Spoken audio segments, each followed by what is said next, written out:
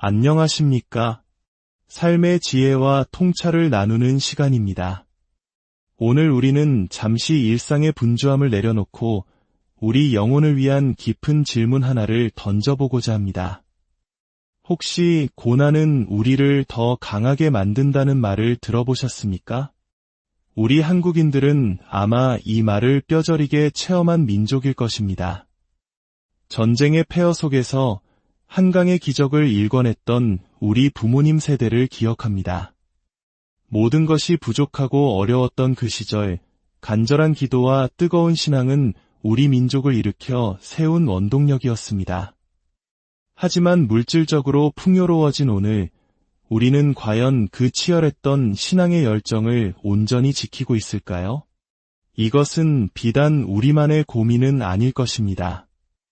역사를 돌이켜보면 수많은 신앙 공동체들이 박해와 시련 속에서는 놀라운 부흥을 경험했지만 평안과 축복이 찾아왔을 때 오히려 나태함과 세속화의 늪에 빠져버리는 안타까운 모습을 반복해왔습니다. 그렇다면 여기 근원적인 질문이 생깁니다. 어떻게 하면 고난의 시간을 믿음으로 이겨낼 뿐만 아니라 축복과 평안의 시간 속에서도 나태해지지 않고 오히려 더 큰 부흥과 성장을 이룰 수 있을까요?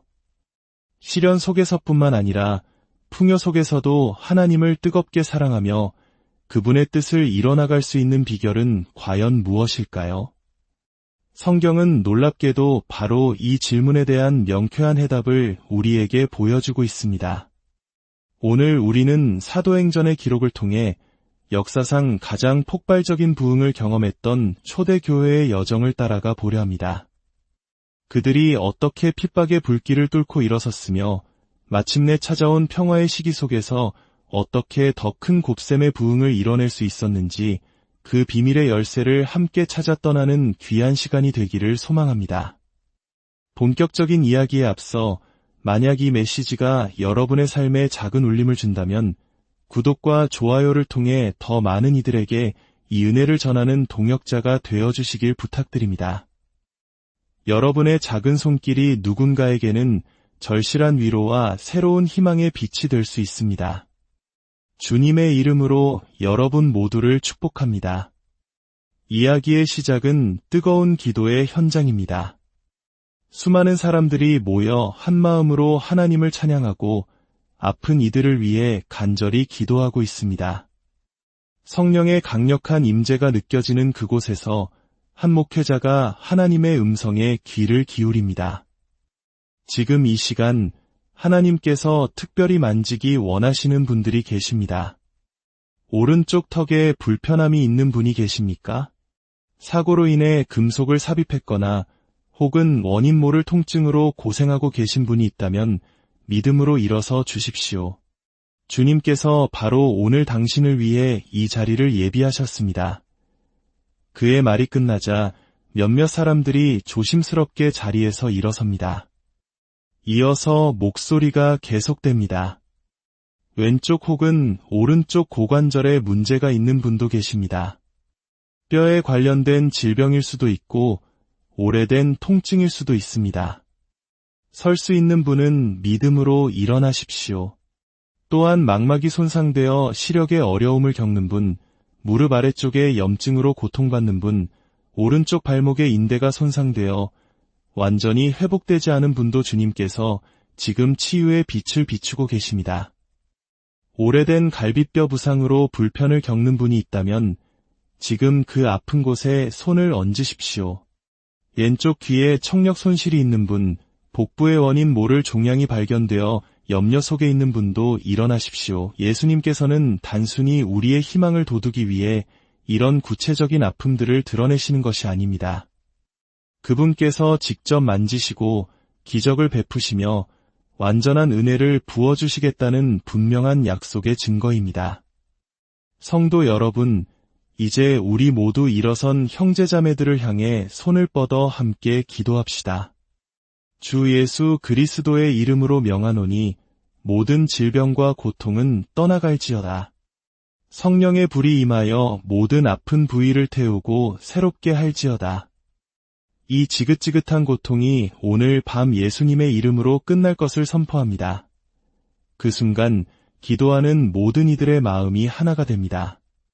누군가의 아픔이 더 이상 개인의 문제가 아닌 우리 모두의 기도가 되었습니다. 난독증으로 어려움을 겪는 이들을 위해, 땅콩이나 초콜릿 같은 음식 알레르기로 고통받는 이들을 위해 기도의 불길은 계속해서 타오릅니다. 하나님께서 주신 자유를 조롱하는 모든 거짓의 영들을 꾸짖으며 치유와 회복을 선포합니다. 잠시 후 놀라운 간증들이 이어지기 시작했습니다. 한 성도님이 앞으로 나와 마이크를 잡았습니다. 저는 사실 제 자신을 위해 일어선 것이 아니었습니다. 제 친구와 손자를 위해 기도하고 있었죠. 그런데 기도하는 중에 제 눈앞을 계속 가리던 비문증, 그 성가신 부유물이 사라진 것을 깨달았습니다. 완전히 사라졌어요. 할렐루야. 이어서 한 자매님이 떨리는 목소리로 간증을 시작했습니다. 저는 1년 반 전에 유방암 진단을 받고 항암 치료와 방사선 치료를 받았습니다. 치료 과정에서 심각한 알레르기 반응으로 죽을 고비도 넘겼습니다. 항암 치료의 부작용으로 턱과 치아에 극심한 통증이 생겼고 결국 치아를 뽑는 응급수술까지 받아야 했습니다. 오른쪽 턱뼈는 금이 갔고 치아들은 부서졌습니다. 직장도 잃어 보험도 없는 상태에서 지난 몇 달간 그저 고통을 견뎌왔습니다. 그런데 오늘 밤 바로 이 자리에서 기도할 때 그 모든 통증이 거짓말처럼 사라졌습니다. 그녀의 눈에는 눈물이 가득했지만 얼굴에는 평안의 미소가 번졌습니다. 사람들은 박수와 환호로 하나님의 살아계심을 찬양했습니다. 또 다른 간증이 이어졌습니다. 저는 오래전 콘크리트 바닥에 엉덩방아를 찧은 후로 계속된 고관절 통증과 온몸의 관절통으로 고생했습니다. 걷는 것도 서서 예배드리는 것도 너무나 고통스러웠습니다. 오늘 고관절에 문제가 있는 사람을 부를 때 저는 주님, 제 꼬리뼈를 고쳐주셨던 주님을 믿습니다. 나머지 모든 관절도 고쳐주실 줄 믿습니다라고 기도하며 일어섰습니다. 그리고 모두가 저를 위해 기도해 줄 때 제 왼쪽 엉덩이를 찌르던 그 끔찍한 통증이 완전히 사라졌습니다. 지금은 마치 시원한 물이 제 관절 위를 흐르는 것 같습니다. 27년 동안 좌골신경통과 고관절 통증으로 고통받았다는 자매님 역시 모든 통증이 완전히 사라졌습니다. 라고 외치며 기쁨의 눈물을 흘렸습니다. 이처럼 살아계신 하나님의 역사는 오늘 이 시간에도 계속되고 있습니다. 이것은 단순한 이야기가 아니라 예수 그리스도의 부활이 실제이며 그분의 능력이 지금도 우리 가운데 역사하고 있다는 강력한 증거입니다. 이제 우리는 오늘의 본론으로 들어가려 합니다. 바로 이 놀라운 기적과 부흥의 한가운데 있었던 초대교회가 어떻게 그 폭발적인 성장을 지속할 수 있었는지 그 비밀을 파헤쳐보는 시간입니다. 사도행전을 펼쳐보면 우리는 일정한 패턴을 발견하게 됩니다. 그것은 마치 성령의 부어주신 폭발적인 부흥 세상에 거센 박해, 더욱 순수해지는 믿음 더 담대한 복음 전파, 더 큰 부흥 더 심한 박해로 이어지는 영적 성장의 사이클과 같습니다. 사도행전 2장을 보면 오순절 성령 강림 사건 이후 수천 명의 사람들이 회개하고 교회에 더해지는 놀라운 부흥이 일어납니다. 하지만 곧이어 3장과 4장에서는 베드로와 요한이 성전 미문에 안진뱅이를 일으킨 기적으로 인해 체포되고 위협을 받습니다. 감옥에서 풀려난 그들은 두려워하며 숨었을까요? 아닙니다. 그들은 함께 모여 기도하기를 주여, 이제도 그들의 위협함을 굽어보시옵고 또 종들로 하여금 담대히 하나님의 말씀을 전하게 하여 주옵소서라고 외쳤습니다. 박해의 원인이 되었던 담대함을 오히려 더욱 달라고 기도한 것입니다. 이것이 초대교회의 영성이었습니다. 그들은 박해를 피하려 하지 않았습니다. 오히려 박해 속에서 더욱 초점을 명확히 하고 불순물을 걸러내며 오직 복음의 본질에만 집중했습니다. 세상과 타협하여 얻는 안락함이 아니라 하나님이 주시는 담대함으로 정면 돌파하기를 선택한 것입니다. 이러한 영적 기조는 더 큰 부흥을 낳았고 이는 곧 더 큰 박해를 불러왔습니다. 마침내 스데반 집사가 돌에 맞아 순교하는 사건이 발생하고 사울이라는 이름의 청년이 교회를 파괴하는 일에 앞장서게 됩니다. 그의 이름은 당시 모든 성도들에게 공포 그 자체였습니다.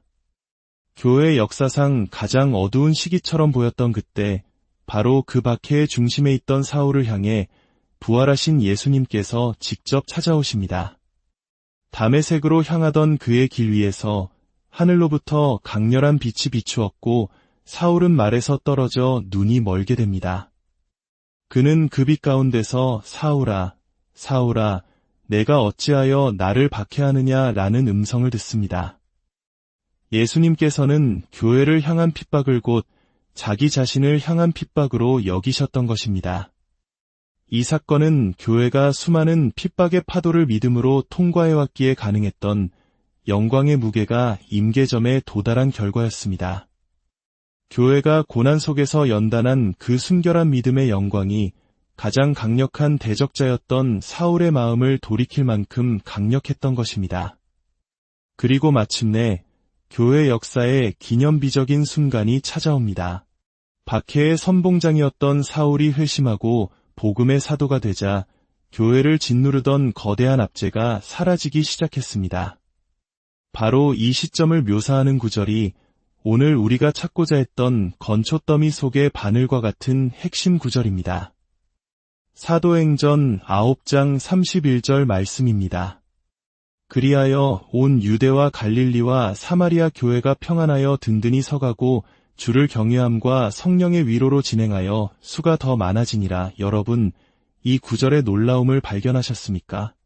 이전까지 성경은 계속해서 믿는 자의 수가 더해지고 제자의 수가 많아졌다고 기록했습니다.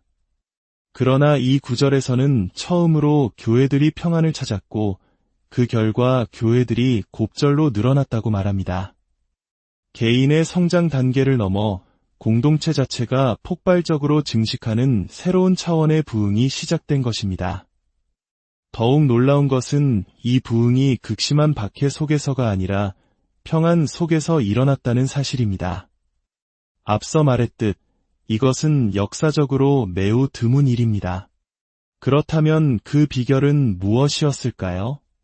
성경은 정확히 두 가지를 제시합니다. 첫째는 주를 경외함입니다. 생사가 오가는 위협 속에서는 하나님을 경외하기가 비교적 쉽습니다. 나의 사업, 나의 집, 나의 계획보다 오직 생존과 믿음을 지키는 것만이 중요해지기 때문입니다. 그러나 평안이 찾아오고 선택지가 많아지고 삶이 풍요로워지면 우리의 마음은 나뉘기 쉽습니다. 주를 경외하는 마음, 즉 하나님을 향한 거룩한 두려움과 존경심은 바로 이럴 때 우리를 교만과 나태로부터 지켜주는 영적인 브레이크 역할을 합니다.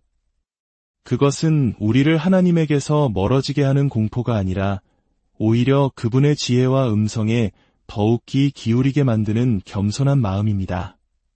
지혜의 근본인 이 경외심이 있었기에 초대교회는 평안 속에서도 길을 잃지 않았습니다. 둘째는 성령의 위로입니다. 여기서 위로는 단순히 힘든 일을 겪었을 때 다독여주는 감성적인 차원을 넘어섭니다. 헬라어로 파라클레토스, 즉 곁에서 돕기 위해 부름받은 분을 의미합니다. 초대교회 성도들은 평안의 시기에도 결코 자신의 힘이나 지혜를 의지하지 않았습니다. 그들은 삶의 모든 순간에 보혜사 성령님과 동행하며 그분의 인도하심을 구했습니다. 성령님은 그들이 나아가야 할 길을 비추는 등불이셨고 지칠 때 새 힘을 주시는 격려자였으며 하나님의 뜻에 집중하게 하는 내적인 가이드였습니다. 주를 경외함이 우리를 빗나가지 않도록 붙잡아주는 울타리라면 성령의 위로는 우리를 목적지로 힘차게 나아가게 하는 엔진과 같았습니다. 결론적으로 초대교회가 평안 속에서 더 큰 부흥을 이룰 수 있었던 비결은 바로 이 두 가지, 하나님을 향한 거룩한 경외심과 성령님과의 친밀한 동행이라는 두 날개의 균형에 있었습니다.